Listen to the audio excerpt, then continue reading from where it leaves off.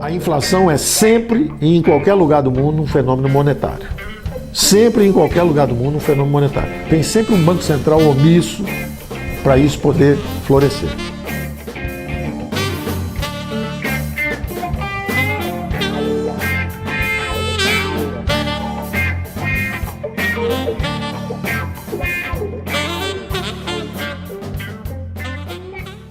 A função clássica dos bancos centrais seria exatamente garantir a estabilidade da moeda, a manutenção do poder de compra da moeda, porque isso é crítico.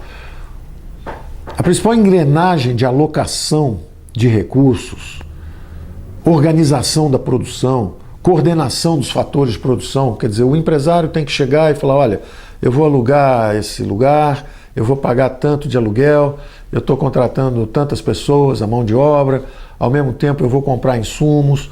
Então todo esse sistema de coordenação depende do sistema de preço. Quanto é que estão os salários? Qual é o salário do engenheiro? Quanto custa o aluguel dessa empresa, desse imóvel aqui para eu instalar minha empresa? Então tem toda uma coordenação de fatores de produção que a economia de mercado faz. 7 bilhões de pessoas acordam todo dia e elas vão consumir, tenha esse pensamento, elas vão consumir o dia inteiro. Você acorda de manhã, você já vai ao banheiro, já usa o papel higiênico, você toma banho, já usa o sabonete, você se veste, bota as roupas, você sai, você pega um carro. Tudo isso é consumo de energia, consumo de materiais. Aí na hora de almoçar você come, depois janta de novo, faz lanche, come de novo. 7 bilhões de seres humanos acordam todo dia e vão destruir recursos ao longo do dia. Quem organiza isso? Quem organiza? Quem preparou o seu sapato, seu café da manhã, sua roupa que você está vestindo, o relógio que você usa, o óculos? Quem preparou isso? É um mecanismo extraordinário de cooperação humana. Extraordinário de cooperação humana. Então a espécie está aqui hoje, a população humana ficou constante ao longo de 1000 anos, na Idade Média, constante em termos, oscilava em torno de 200 milhões. Quando tinha 220 milhões era gente demais, pouca terra, tinha pouco alimento, tinha logo uma guerra. Ou tinha uma peste negra, ou tinha uma guerra dos 30 anos, guerras dos 7 anos, guerra religiosa. Aí a população caía para 180 milhões. Aí com 180 milhões tinha comida para todo mundo, tá tudo calmo outra vez, cada família tinha 7, 8, 9, 10 filhos, começava todo mundo a proliferar de novo, aí a população voltava para 200 milhões. Quando chegava a 220, outra guerra, caía outra vez. Então nós oscilamos ao longo de 1000 anos dessa forma. Quando chegou a Idade Moderna, o nosso conhecimento, a Revolução Industrial, a percepção de economia de mercado permitia o uso da divisão de trabalho. Você não precisava fazer tudo para você. Se concentra numa coisa e compra o resto. Então hoje o sujeito é pianista, o outro é jogador de futebol. Então você pode seguir suas inclinações, suas preferências e você vai trocar isso no mercado. Isso é um algoritmo de cooperação. Não é uma invenção de uma pessoa, como eu disse. Os fenícios usavam, os babilônios, os sumérios. Nas feiras medievais, tinha feiras medievais. Compra, vende o tempo inteiro. Cortés escreveu uma carta para o imperador, para o rei da Espanha, dizendo que se impressionou com Tenochtitlán, que era a cidade do México hoje, era a capital dos astecas, dizendo as edificações são maiores que as de Granada, os prédios são mais elevados que os de Granada, há feiras, há mercados, há riqueza, há comércio. Ou seja, os astecas usavam a economia de mercado, mas eles tinham também os impostos, e eles tinham governo também, e eles tinham guerras também, e eles tinham sacrifícios, que eram cobranças em espécie. Tinha uma tribo próxima que eles submetiam e eles exigiam a remessa de jovens para eles sacrificarem anualmente. Aquilo era um imposto em espécie. Eu cobro em vidas. Você vai pagar aí, 18 jovens em vida. Cada comunidade, 10 comunidades, são 180 jovens para nós arrancarmos o coração. Então você vê que os impostos existem há muitos séculos, mas também existem os mercados há muitos séculos. Os governos e os mercados. Falávamos então do Banco Central, que precisamos ter uma certa coordenação de recursos. Ela é invisível. Como é que você coordena isso? Com sinais de preço. Subiu o preço do pão, tem uma maior produção de pão para atender essa demanda. Subiu o preço do petróleo. Vamos perfurar agora em águas profundas, vamos perfurar mais fundo no mar. Desceu o preço do petróleo e aquele poço que a gente fundou lá no meio, perfurou lá no meio do mar, já não é tão rentável quanto era. Então esse sistema de preço manda sinais o tempo inteiro. Os salários para engenheiros lá em São Paulo estão bem altos. Está precisando de engenheiro em São Paulo. Aí o sujeito sai de Fortaleza e vai para São Paulo. O outro engenheiro sai de Manaus e vai para São Paulo. Ah, está precisando de médicos lá no Centro-Oeste. O médico no Rio está ganhando R$2.000, o médico lá em Tocantins está ganhando R$8.000. Lá vai o médico lá. Então, a estabilidade do sistema de preço, o funcionamento de um sistema de preço, ele exige estabilidade de moeda. Porque se todos os preços estão subindo ao mesmo tempo, qual o sinal que você tem? Se tem inflação e começaram a subir todos os preços, isso é uma confusão extraordinária. O engenheiro não sabe, olha, então o salário subiu para 8 mil, vou para São Paulo. Quando ele chega em São Paulo, não, o salário agora é 15 mil, mas o que houve? Ih, não subiu, não era um salário mais alto, é porque tem inflação, também subiu o preço do pão, o preço do aluguel, subiu tudo. Os sinais são falsos. Então, a função primordial de um banco central é manter a estabilidade do poder de compra da moeda. Primeiro porque o sistema de preço pode funcionar e toda essa engrenagem pode funcionar. Além disso, você tem, com a preservação do poder de compra da moeda, além do funcionamento do sistema de preço, que é o que a gente chama da microeconomia funcionar, você tem também a lubrificação correta para a macroeconomia, que é o seguinte: por que eu vou poupar se não for preservado o valor da poupança? Eu vou guardar o dinheiro e vem uma inflação aí e o meu dinheiro já não vale mais nada. Então, em vez de guardar o dinheiro, eu prefiro comprar um imóvel, comprar qualquer coisa. Então, a estabilidade do poder de compra da moeda é importante para preservar o valor da poupança do trabalhador, para não destruir a poupança. É importante também, não só para esses recursos, para o recurso do pensionista, para o trabalhador que guardou a poupança, é para os próprios salários, o valor do poder de compra da moeda. Se a inflação sobe muito rápido, o salário não vale nada, não dá para comprar nada. Nós vivemos isso quando a inflação foi para 5.000% em 89, e quando ela voltou de novo para 2.000% em 94. O salário perde valor muito rapidamente. Então essa estabilidade do poder de compra, ela é fundamental da moeda, ela é fundamental, porque ela permite o sistema de preço funcionar, toda a organização econômica funcionando, ela permite que o valor do trabalho, do salário, seja preservado, ela permite que o sujeito gastou uma parte do salário, outra parte ele poupou, aquela poupança tenha valor, ele não está guardando algo que vai se esfarinhar, aquilo está sendo guardado para no futuro ele poder comprar alguma coisa. Então ela é absolutamente fundamental para um bom funcionamento da economia. Então, quando você diz a independência do Banco Central, o que você quer dizer? A independência é para perseguir esse objetivo. Ele não pode ser sequestrado, corrompido, prostituído para seguir outros objetivos. E aí eu vou dar alguns exemplos. Por exemplo, o governo pode ser capturado por uma orientação pública que diga o seguinte: não, olha, eu vou construir uma capital nova, Brasília, e eu vou emitir dinheiro para fabricar Brasília. Resultado, você vai para uma inflação. Vai para uma inflação. E teve essa inflação no Brasil. Construímos Brasília de 55 a 60, 61, 62, 63, a inflação começou a subir. 64 teve o regime militar. A inflação chegou a 100%. Aí tudo aquilo que eu falei começou a acontecer. A poupança já não valia mais nada, todo mundo começou a gastar o dinheiro. Aí acelerou a inflação começou a subir mais rápido. Aí os trabalhadores começaram a fazer greve porque o salário não estava valendo nada. Começou greve da central, greve aqui, greve ali, briga na rua. Aí começou todo mundo na classe política. Aí a esquerda começou a falar: não, precisamos de um regime socialista no Brasil. Aí os militares: não passarão, não haverá isso. E pronto, desembocou na revolução. Então você pode desintegrar.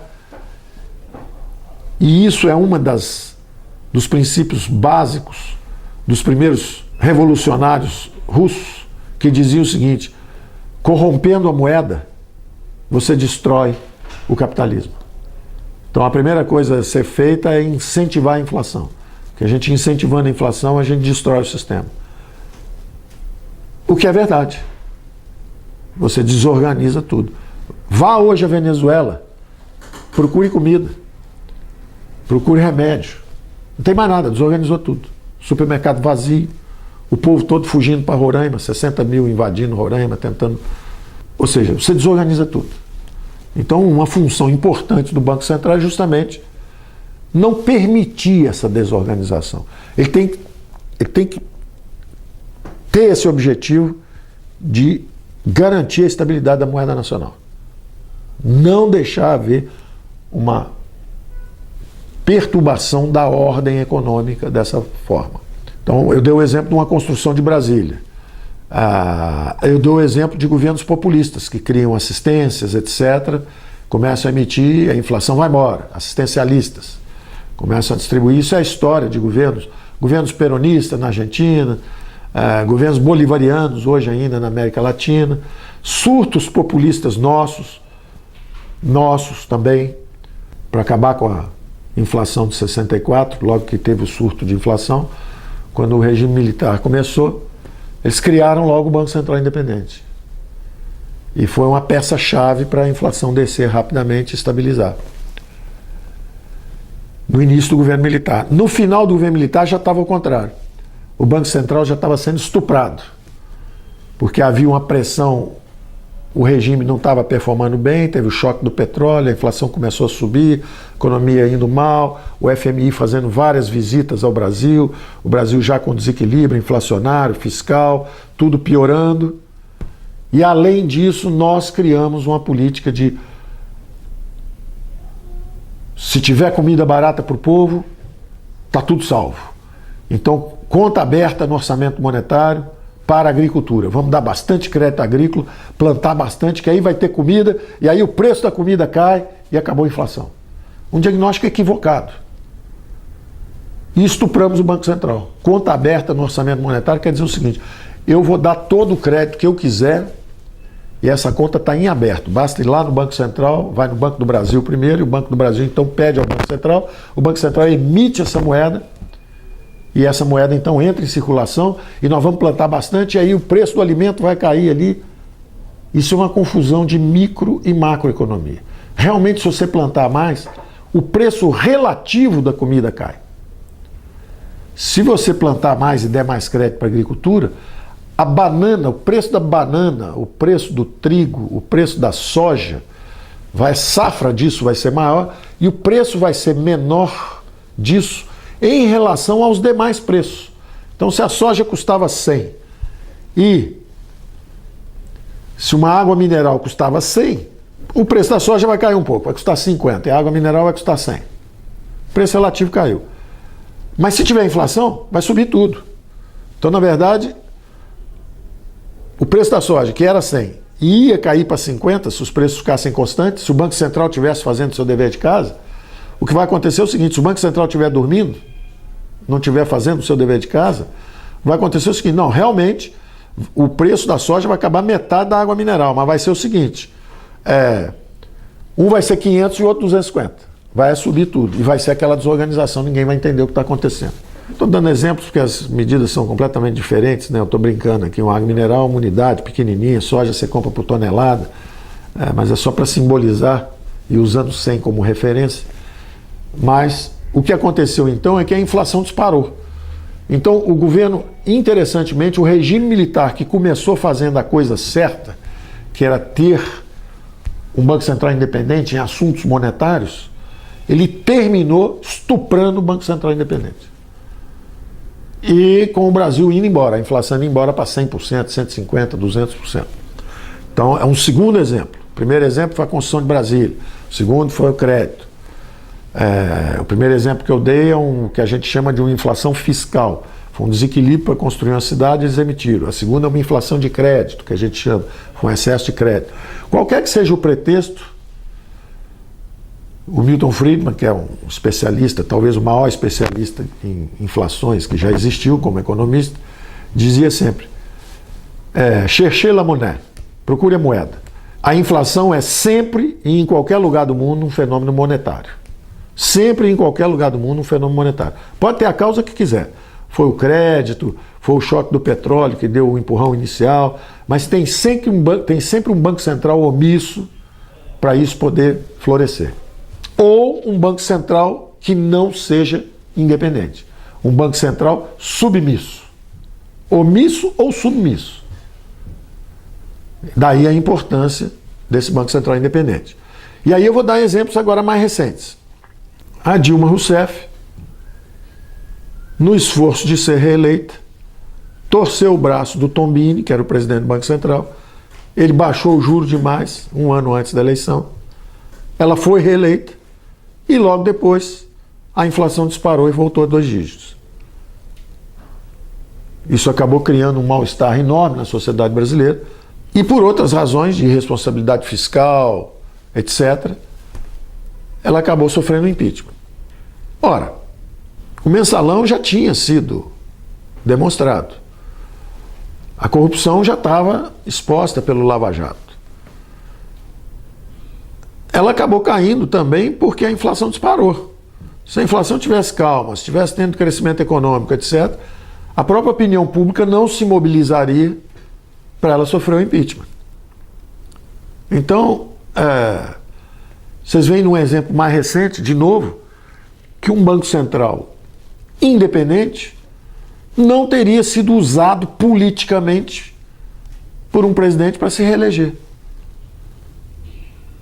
Então, a ideia básica do Banco Central independente é, como eu disse, assegurar a estabilidade do poder de compra da moeda para o bom funcionamento do sistema econômico e agora, como eu sugeri também, para o bom funcionamento do sistema político, para não haver uma falsificação, uma corrupção também do processo democrático. Eu posso corromper uma eleição. Eu baixo o juro artificialmente, empurro a economia, é o que nós economistas chamamos do ciclo político. Véspera de eleição, o governo baixa imposto, emite moeda, faz uma festa, é reeleito. Depois que ele acabou de entrar, está reeleito, aí ele mostra a conta. Primeiro ele fez a farra, aí depois que foi reeleito ele chega e taca o ferro em todo mundo. Sobe o imposto, sobe o juro, começa o combate, que é um negócio doloroso. É uma falsificação do processo político. Então eu acho que essa ideia do Banco Central Independente também é parte desse processo civilizatório, dessa grande construção de sociedade aberta. Quer dizer, uma economia de mercado funcionando bem, com descentralização de recursos, um sistema político com descentralização de poderes, com limitação de poderes. Isso pede para um bom funcionamento uma estabilidade do poder de compra da moeda. E o mundo está indo nessa direção. Tem algumas grandes moedas, o euro é uma moeda continental, tem o dólar, que é uma grande moeda continental, vem aí o yuan, o renminbi, que é a moeda chinesa, que é uma grande moeda. A Ásia jamais adotaria o ien como sua moeda, porque a civilização, a cultura japonesa é de introversão, é introspectiva, apesar deles comercializarem bastante nos últimos séculos, um século e meio, a verdade é que eles são introvertidos. Já os chineses não, os chineses são uma cultura milenarmente dedicada também a comércio, ela é mais aberta. E hoje tem mais de 200 milhões de chineses overseas, como eles dizem, chineses que moram fora da China. Então, eu acho que daqui a 10, 15 anos, o yuan, que é a moeda chinesa, vai ser a moeda daquela região. Vai ser a moeda reserva daquela região. O euro na Europa e o dólar do lado de cá. Um país de dimensão continental como o Brasil pode ter uma moeda nacional, deve ter uma moeda nacional, mas é uma raridade. O Brasil, se você pegar o mapa do Brasil, cabe uma Alemanha, uma Espanha, uma França, pode trazer um Vietnã, você bota aí vários países de vários continentes aí dentro. Países que talvez não precisem ter uma moeda, que são relativamente, territorialmente, você pega um carro na Europa, em 8 horas você atravessa 6 países, 7 países. Como aqui, se você dirigir 8 horas, você atravessa 6, 7 estados. Então o Brasil tem uma dimensão continental, pode, deve ter uma moeda nacional. Mas vários desses países lá não. E várias regiões serão atraídas para essas moedas. Então eu acho que o Banco Central Independente é uma garantia de que o sistema de preços vai funcionar bem nessa extensa região continental que o Brasil tem. Então a independência do Banco Central é relativa à manutenção dessa estabilidade da moeda, ao bom funcionamento do mecanismo de preço, da engrenagem de preço, ao incentivo à acumulação de poupança. Você sabe que o seu dinheiro está preservado, porque se tiver uma inflação, não adianta você acumular, você vai perder tudo lá na frente. Então, funciona o sistema, a engrenagem intertemporal.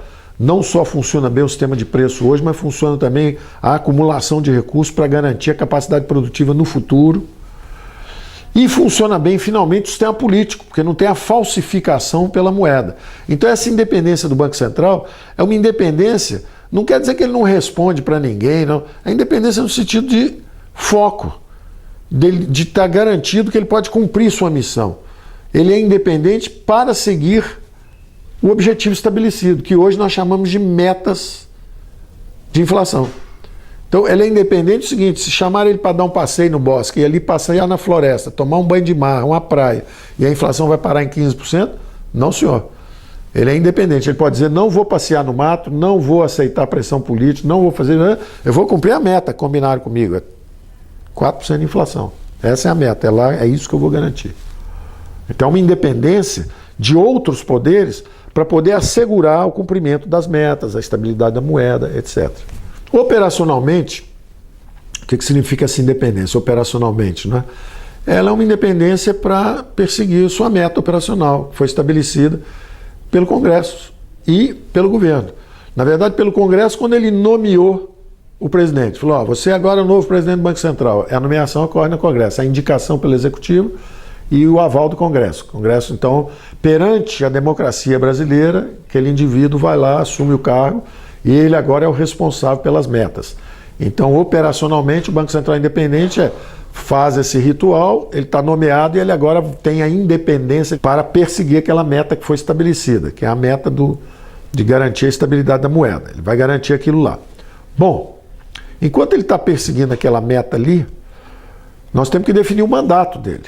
E justamente a gente gostaria que o mandato fosse não coincidente com quem o indicou.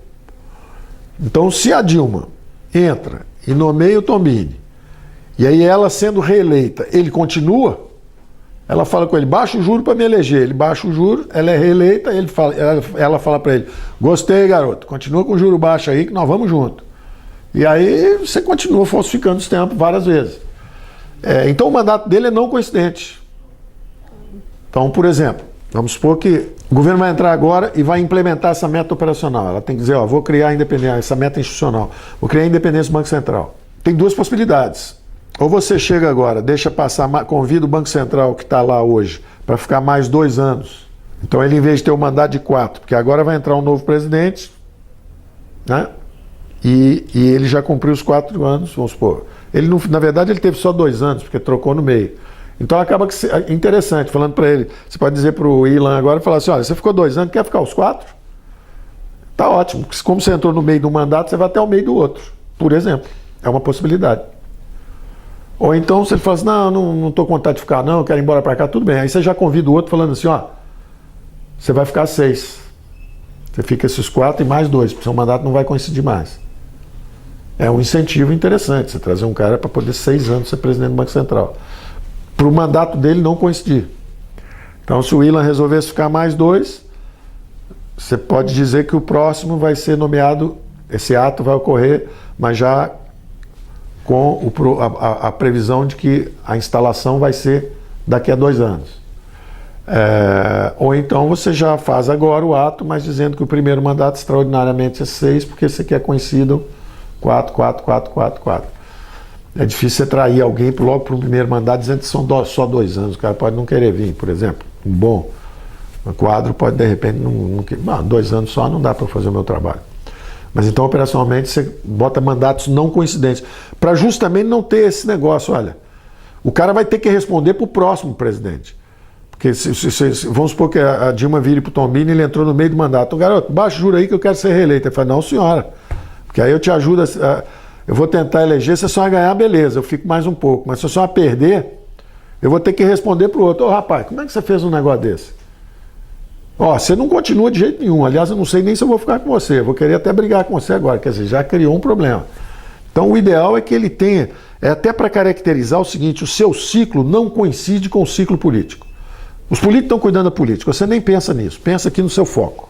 Eu queria dizer o seguinte: apesar dessa degeneração da democracia e da estagnação econômica, é como se fosse um investimento em capital institucional que nós estamos fazendo. Então realmente é triste você constatar que tem uma roubalheira, primeiro o executivo, depois o legislativo também vendendo sustentação parlamentar, aí vem o judiciário, bota essa turma na cadeia, mas aí você descobre também que tem na justiça, tem também tráfico de influência, importância, tem juiz que solta bandido toda hora, tem juiz que não, é mais sério, e aí você começa a ver erros e acertos. Mas isso é um investimento, é um capital institucional que nós estamos construindo. Então não me preocupa que o Brasil esteja crescendo pouco, ou está um baixo astral, todo mundo... não há razão para esse baixo astral. Nós devíamos estar otimistas com o futuro, porque na verdade existe um processo impessoal. Não interessa se o presidente vai ser A, B, ou C ou D.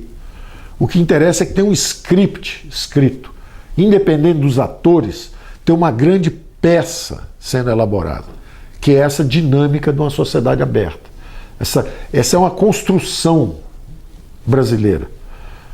Na verdade, é uma construção milenar da civilização ocidental e das democracias liberais.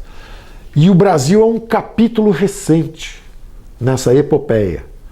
O Brasil abriu-se politicamente, se degenerou porque não teve capacidade de adaptar, justamente fazer a abertura também econômica, foi só a política, não conseguiu descentralizar os poderes, mas está descentralizando, está aprendendo.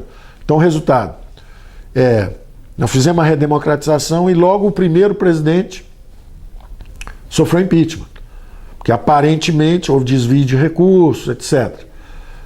Você pode ver de uma forma crítica aquilo. Você pode dizer, não, o Collor não caiu porque estava roubando, porque Fiat e Elba, compara aquele roubo com a roubalheira de hoje. Por que o Lula então não caiu? Se o roubo foi muito maior durante o mensalão do que durante o período do Collor. Então você pode ter um olhar cáustico e cético, falando, sabe por que o Collor caiu? O Collor caiu, na verdade, porque ele era de direita, ele não era de esquerda. O Lula é de esquerda, o sistema político nosso é basicamente de esquerda, não tem partido liberal, não tem partido de direita, todo mundo é centro-esquerda, partido socialista, partido social-democrata, partido comunista, partido disso, partido daquilo. É natural também, porque como houve um regime militar supostamente de direita, a redemocratização vai ser, então, da turma que era oposição à direita, de esquerda. Eu digo supostamente porque a economia foi toda estatizada. Não é uma economia de mercado, não é um regime liberal teria feito. Mas, politicamente, foi contra o que eles acham que era o perigo do totalitarismo de esquerda. Então eles falam, não, preferimos então, já porque é para ter um totalitarismo de esquerda, preferimos fazer o de direita e vamos deixar o Congresso funcionando, deixa o Congresso aberto, vamos reeducando a coisa, vamos deixar a coisa aí, até uma reabertura. E aí tem a redemocratização. Quando tem a redemocratização, todos os partidos são de esquerda, os partidos relevantes são de esquerda. Os que vão ganhar as eleições, exatamente em oposição àquilo lá. E aí um sujeito de repente aparece aí e ganha a primeira eleição direta, logo a primeira direta, porque a outra foi indireta, entra o Tancredo Neves, que teoricamente era do MDB, que era um movimento de esquerda e tal. Aí a primeira direta vem um cara chamado Collor e ganha. E é um sujeito popular. E ganha a eleição. E é apanhado, supostamente, porque ele foi julgado e o Supremo disse que ele não é, ele é inocente, que ele não houve acusação. Mas, de qualquer forma, ele sofre impeachment com alegação de roubo. E alguém pode olhar para aquilo e dizer assim, ceticamente, dizer assim, não, ele caiu porque ele era de direita e não de esquerda. E ele caiu porque ele... Não é porque ele estava roubando, porque ele estava roubando pouco em relação ao que foi a roubalheira depois. É porque ele não estava deixando a esquerda roubar. Ele caiu pelas razões erradas. Ele caiu porque não deixou. Ele caiu pelas razões erradas. Ele caiu porque não estava deixando os outros roubarem. Então o sujeito não é de esquerda feito a gente e não quer deixar a gente roubar. Peraí, vamos tirar esse cara, impeachment. Essa é uma forma cética, cínica e negativa de ver o episódio. Eu preferi uma outra visão. Eu falei, tudo bem. Da mesma forma que o Adam Smith não quer saber se quem leva o leite na sua casa de manhã está pensando no seu interesse, porque a economia se move pelos incentivos corretos, o sujeito levou o leite na sua casa porque ele está pensando na filha dele, que precisa fazer um curso de cinema. Aí ele leva a coisa na sua casa, pega o dinheiro e vai... Ele está pensando na filha dele, não está pensando no seu bem-estar. Essa é a beleza da economia. É um sistema cooperativo que independe de avaliações ou julgamentos de interesse, etc. Ele te dá estímulos. Eu posso ter um estímulo para dar uma aula de economia, eu posso ter um estímulo para ser um investidor, eu posso ter um estímulo para ser torneiro mecânico. Eu estou pensando em mim, eu não estou pensando no cara que eu vou servir, eu estou pensando no que eu gosto de fazer. Então, dessa mesma forma, é o sistema político. Eu não estou preocupado se a esquerda derrubou o Collor porque ele era de direita ou porque ele roubou, não deixou o outro roubar. Eu estou interessado no fenômeno institucional, que é o seguinte: o legislativo declarou sua independência. Lembra que nós falamos que os poderes estavam todos concentrados, todo mundo alinhado? Houve um desalinhamento agora. Agora o legislativo disse independência. Da mesma forma que eu quero um Banco Central independente, eu quero poderes independentes. Então eu quero agora um legislativo que é independente. Se o executivo fizer uma besteira, ele faz um impeachment e derruba o presidente. A democracia representativa é assim, quer dizer, o legislativo nos defende. Se o presidente roubar, ele é derrubado. Bom, mas e aí o que acontece? Aí, supostamente, o executivo compra o legislativo. Esse é o mensalão, esse é o petrolão. Compra e venda de votos dentro do Congresso. Bom, se o legislativo compra o executivo, o que aconteceu agora? O judiciário declarou sua independência. Falou, eu prendo os dois. Eu prendo o chefe da Casa Civil, seu Zé Disseu, e eu prendo o presidente da Câmara de Deputados, seu Eduardo Cunha. Vocês estavam recebendo dinheiro, trafegando influências, etc, etc. Então é uma declaração de independência do poder judiciário.